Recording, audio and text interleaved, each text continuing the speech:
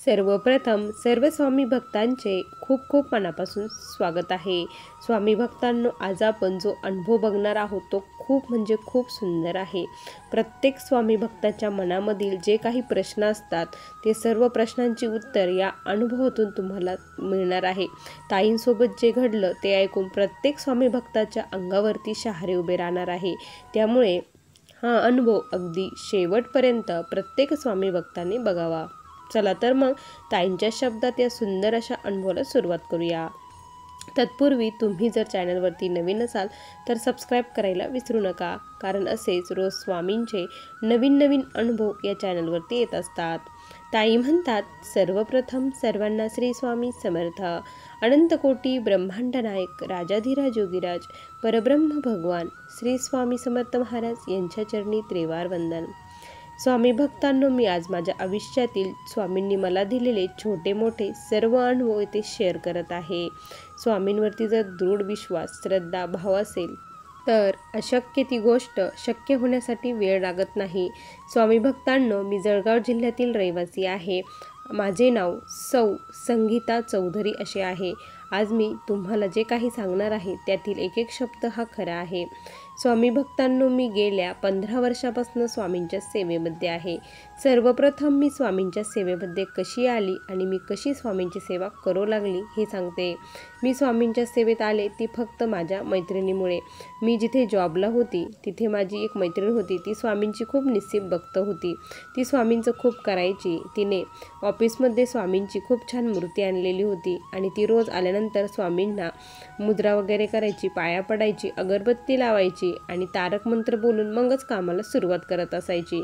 एक दिवस मी तिला विचारलं की तू असं का बरं करते? त्यावेळेस ती म्हटली की मी जर असं नाही केलं तर माझा दिवस हा खूप बोर जातो, पण स्वामींना जर असं केलं, कारण घरी मला जास्त वेळ मिळत नाही सेवा करायला, इथे आल्यानंतर थोडासा वेळ असतो, त्यामुळे मी सर्वप्रथम केलं की दिवस छान जातो। असं म्हटल्यानंतर मला हसू आलं की तू जर मन फ्रेश ठेवलं नाही, डोक्यामध्ये वेगळे विचार ठेवले तर तुझा दिवस कसा छान जाणार, असं माझ्या मनात आलं। पण मी तिला काहीच बोलले नाही। असे फार दिवस गेले आणि काय झालं की माझे मिस्टर अचानक आजारी पडले। मिस्टर आजारी पडले त्यामुळे खूप मोठं संकट माझ्यावरती आलं होतं, कारण करायला दुसरं कोणीच नव्हतं। मुलांचं सर्व बघणं, घरात बघणं, मिस्टरांनाही बघणं, कारण त्यांची प्रकृती ही व्यवस्थितच होत नव्हती। खूप हॉस्पिटल दवाखाने केले पण काहीच फरक पडत नव्हता। त्यावेळेस तिने मला सांगितलं, तू फक्त आणि फक्त एकदा स्वामींकडे हाक मार, साद मार स्वामींना आणि तारक मंत्राचं तीर्थ त्यांना दे, बघ तुला काय अनुभव येतं। अनुभव आला तर तू स्वामींची सेवा कर, तोपर्यंत करू नको, असं ती मला म्हटली। आणि मग मलाही वाटलं की कारण मी खूप थकली होती सर्व सांभाळून। मग मी खरंच तारक मंत्राचं तीर्थ देण्यासाठी सुरुवात केली आणि काय आश्चर्य, 8 दिवसामध्ये माझे मिस्टर एकदम ठणठणीत बरे झाले। हा अनुभव आल्यानंतर मग मी लगेच स्वामींची सेवा करायला लागले। स्वामींचं मूर्ती, फोटो वगैरे सर्व काही घेऊन आली आणि कधी मी स्वामींशी जोडली गेली ती मलाही कळलं नाही। त्यानंतर मग आम्ही प्रतापनगर केंद्रामध्ये दोघीही जाऊ लागलो। 2015ची ही गोष्ट आहे, ती तुम्हाला मी सांगते। काय झालं की एक दिवस मला असं वाटलं की आपण काहीतरी वेगळी सेवा करावी।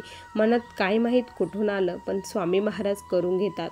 मी तिला विचारलं की अगं, गुरुचरित्र पारायण कसं करतात, मला करण्याची खूप इच्छा आहे।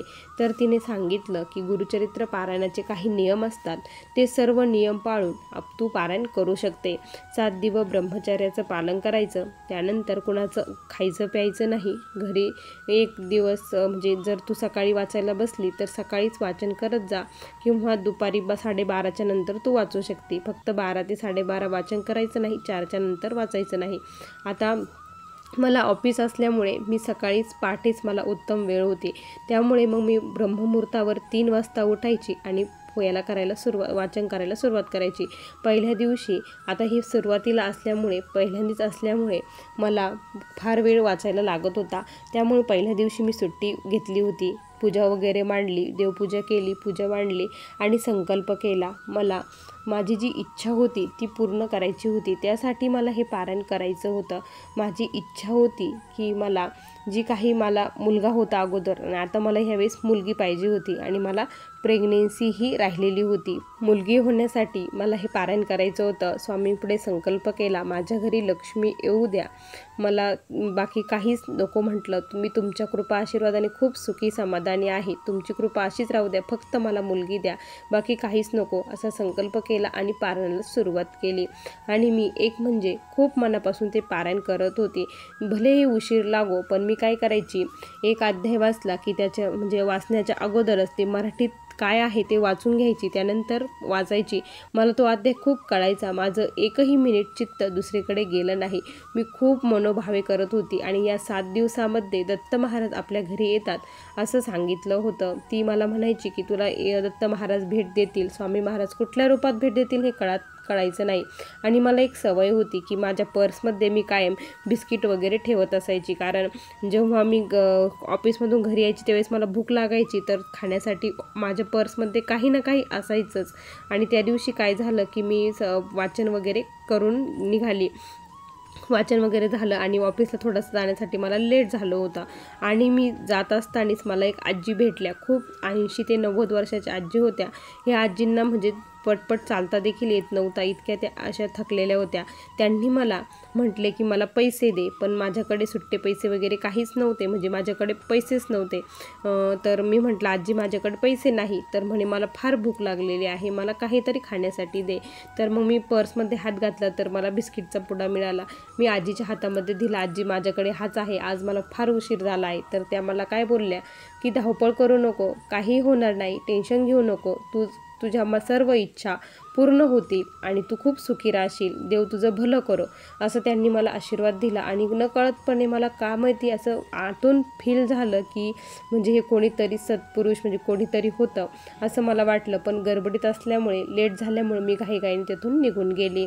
आणि त्यानंतर मग दुसऱ्या दिवशी म्हटलं ह्या आजी इथेच कुठेतरी असतील, कारण त्यांचं जे हे होतं रूप होतं ते तर असं वाटत होतं की यांना घरदार काहीच नाही, कारण फाटलेले कपडे वगैरे याच्यामध्ये काखेमध्ये झोळी असं त्या होत्या, केसाच्या जटा झालेल्या. तर मी त्यांना तिथे खूप शोधण्याचा प्रयत्न केला. तिथे जे दुकानदार होते त्यांनाही विचारलं अशा आजीबद्दल, तर ते म्हटले नाही, आम्ही अशी आजी कधीच बघितली नाही, जर बघितली असती तर तुम्हाला सांगितलं असतं. त्यावेळेस वाटलं की स्वामी महाराजच आले होते.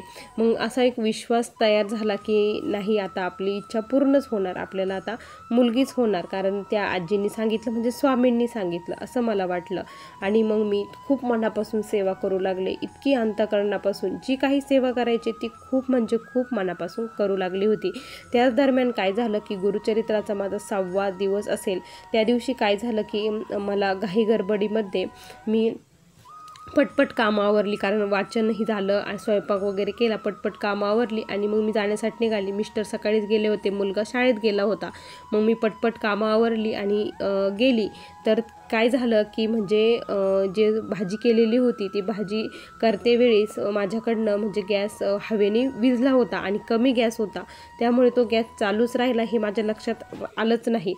सर्व घर वगैरे मी बंद केले, घर बंद केले, खिडक्याही बंद केल्या आणि मग मी निघून गेली.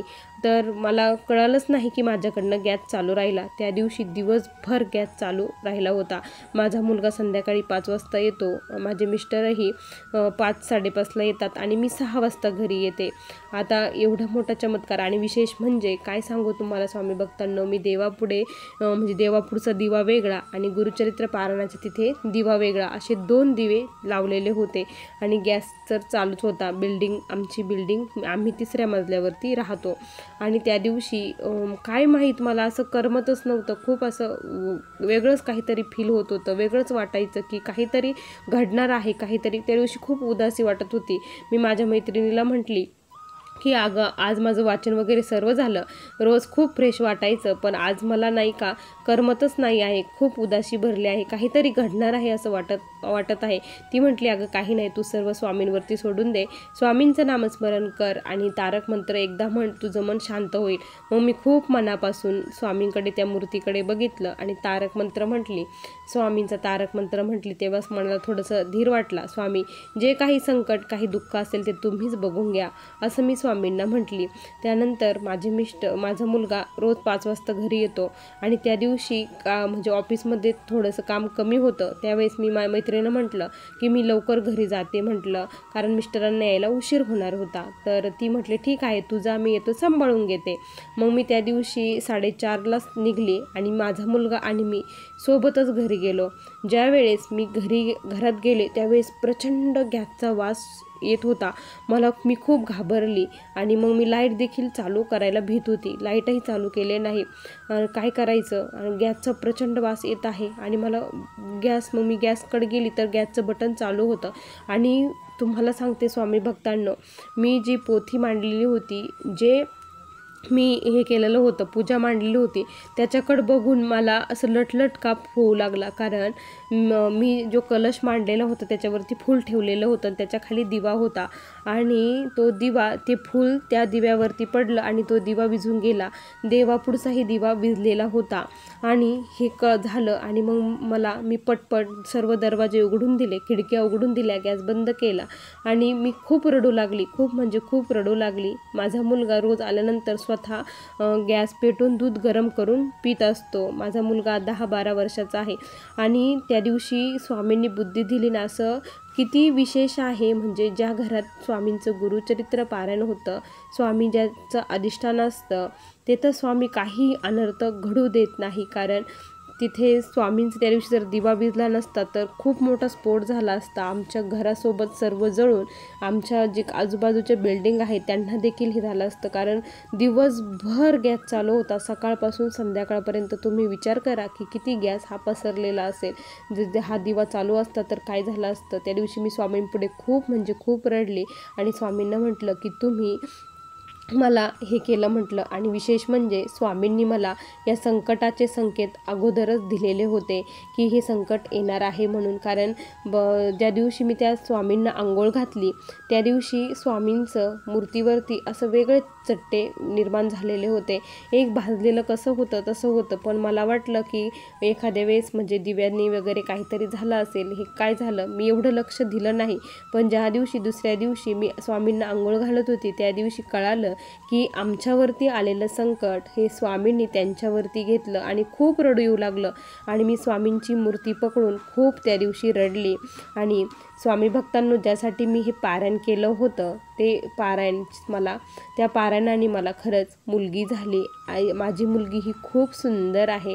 स्वामींच्या कृपेने ती खूप छान आहे. तिचं नाव मी स्वामींनी ठेवलेलं आहे. माझी मुलगी ही स्वामींनाही खूप मानते. तिला स्वामी महाराज खूप आवडतात. मी 9 महिने तिच्यासाठी खूप सेवा केली. ज्यावेळेस बाळ झालं त्यावेळेस मी जेव्हा विचारलं की मला काय झालं, डॉक्टर म्हटले मुलगी झाली. त्यावेळेस खूप आनंद झाला. फक्त स्वामींवरचा विश्वास, दृढ भाव, श्रद्धा आणि मनापासून केलेल्या सेवेने मला हे प्राप्त झालेलं होतं. माझी इच्छा पूर्ण झाली.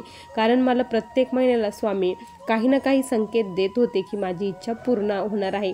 ज्यावेळेस मी सेवा करायला बसायची त्यावेळेस माझ्या दिव्यामध्ये असं बाळाची प्रतिकृती तयार व्हायची, अशी छान छान फुलं तयार व्हायचे आणि खूप छान मला प्रसन्न वाटायचं, खूप छान वाटायचं. प्रत्येक महिन्याला संकेत देत होते की तुझी इच्छा ही पूर्ण होणार आहे. आणि खरंच स्वामींनी माझी इच्छा पूर्ण केली. मी फार काही केलं नाही, पण जेवढं केलं ते मनापासून केलं, त्यामुळे माझी इच्छा पूर्ण झाली असं मी म्हणते. स्वामी महाराज खरंच इच्छा पूर्ण करतात, फक्त आपली श्रद्धाभाव तसे पाहिजे. आम्हाला स्वामींनी खरंच खूप मोठ्या संकटातून वाचवलं. हा अनुभव तुमच्यासोबत शेअर करावा अशी इच्छा झाली म्हणून हा अनुभव शेअर केला आहे. असा मला आलेला हा स्वामींचा दिव्य अनुभव होता. श्री स्वामी समर्थ. बघा स्वामी भक्तांनो, किती सुंदर अनुभव आहे या ताईंचा. तुम्हाला हा अनुभव कसा वाटला नक्की कमेंटमध्ये कळवा. पुन्हा भेटूया अशा सुंदर अनुभवासोबत. तोपर्यंत सर्वांना श्री स्वामी समर्थ. जय जय स्वामी समर्थ. श्री गुरुदेव दत्त.